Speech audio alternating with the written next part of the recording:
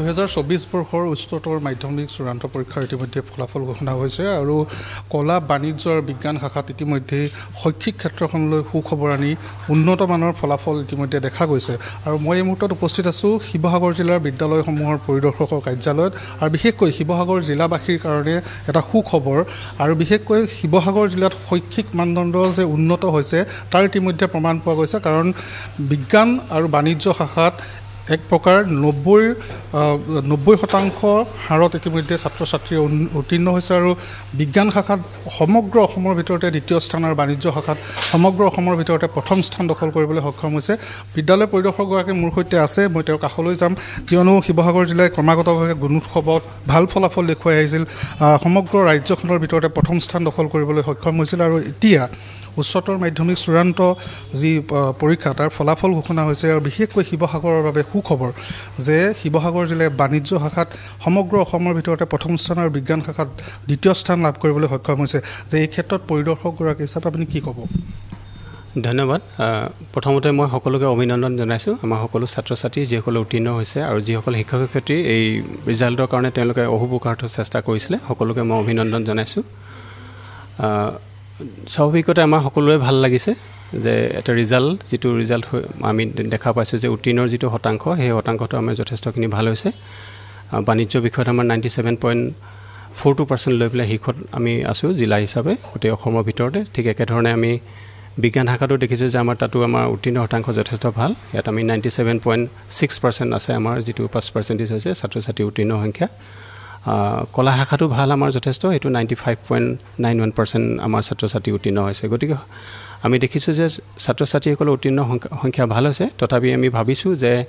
যিকেইজন ছাত্ৰ ছাত্ৰী ধৰি লওক অনুত্তীৰ্ণ হ'ল এবাৰ 5% এটা থাকি গৈছে বা 3% এটা থাকি গৈছে সেই ছাত্ৰ ছাত্ৰীসকলকো যাতে আমি অহা বছৰ বা অহা দিনবিলাকত যাতে আমি সকলোবিলাকে যাতে পাছ কৰিব পাৰোঁ বা সকলো মানে কোনো ছাত্ৰ ছাত্ৰী যাতে অনুত্তীৰ্ণ নোহোৱাকৈ হ'বলৈ থাকি নাযায় সেইটো বিষয়ে আমি চেষ্টা কৰিবলগীয়া আছে বুলি মই অনুধাৱন কৰিছোঁ কৰণীয় কি আছে বুলি ভাবে যে এসময়ত হয়তো আশা কৰে সকলোৱে যে 100% যাতে হাৰত সকলোৱে উত্তীৰ্ণ হওক তাৰ বাবে কৰণীয় কি আছে বুলি ভাবে কষ্টৰ বাহিৰেতো একো উপায় নাই ছাত্ৰ ছাত্ৰীসকলে কষ্ট কৰিব লাগিব আমাৰ শিক্ষক শিক্ষয়িত্ৰীসকলেও কষ্ট কৰিব লাগিব কষ্ট কৰিবই লাগিব তাৰ কোনো গত্যন্তৰ নাই মই ভাবোঁ যে ক্লাছ 12লৈকে যেতিয়া এজন ছাত্ৰ পঢ়ি গৈ পেলাই পায়গৈ 12 বছৰ অধ্যয়ন কৰাৰ পিছত তেওঁলোকে আচলতে সেইটো সময়ত আমি আচলতে এনেকুৱা ধৰণৰ হয় যে 30% এটা পালে মানে আমি পাছ কৰোঁ গতিকে সেইখিনি ক্ষেত্ৰত যাতে 30% এটা পাব নোৱাৰাকৈ থাকি নাযায় কেতিয়াবা অৱশ্যে আমাৰ এনেকুৱা হয় যে পৰীক্ষা আমি কিছুমান অসুবিধাৰ কাৰণে ব্যক্তিগত হওক বা বেলেগ ধৰণৰ অসুবিধাৰ কাৰণে কিছুমানে গোটেই পৰীক্ষাটো সম্পূৰ্ণ কৰিব নোৱাৰে সেইখিনি যদি আমি বাদ দি দিওঁ তেতিয়াহ'লে মই ভাবোঁ যে আমি যিমান সংখ্যক আমাৰ ছাত্ৰ ছাত্ৰী পৰীক্ষাত অৱতীৰ্ণ হয় সকলোবিলাকে পাছ কৰাটো আচলতে মই ভাবোঁ দশম শ্ৰেণীৰ কাৰণে পাছ কৰিব লাগে বুলি মই ভাবোঁ আৰু সেই বিষয়ত আমি কাম কৰিবলগীয়া আছে বুলি মই ভাবিছোঁ হয় আৰু শীৰ্ষস্থানৰ যিটো ব্যৱস্থা আছিল সেই ব্যৱস্থাটো ইতিমধ্যে আঁতৰাই পেলোৱা হৈছে তে এই ক্ষেত্ৰত ছাত্ৰ ছাত্ৰীসকলৰ মনত কিবা হতাশাৰ ভাৱ আহিব পাৰে নেকি মই ভাবোঁ যে আমি কথাবিলাক কি ধৰণে গ্ৰহণ কৰোঁ সেইটো আমাৰ ওপৰত ডিপেণ্ড কৰে এইটো হয় যে কোনোবা এগৰাকীয়ে যদি স্থান দখল কৰে সেই প্ৰাপ্তি নিশ্চয় তেওঁ উৎসাহিত কৰে ঠিক একেধৰণে এটা নম্বৰৰ কাৰণে যদি কোনোবা এজনে স্থান পাবলৈ অসমৰ্থ হয় তেতিয়াহ'লে সেইজনক নিৰুৎসাহিত কৰা আমি দেখা পাওঁ আৰু তেওঁলোক মানসিক ষ্ট্ৰেছতো থাকিব পাৰে গতিকে সেইখিনি কথাটো ৰিজাল্টটো এটা মই ভাবোঁ যে এটা বিশেষ মানে আমাৰ কাৰণে এটা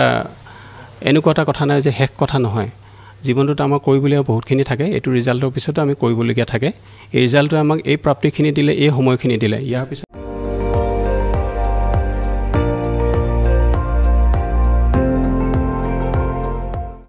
আপুনি চাই আছে ND24 সৰ্বশ্ৰেষ্ঠ নহয় সৰ্বোত্তমৰ দৌৰ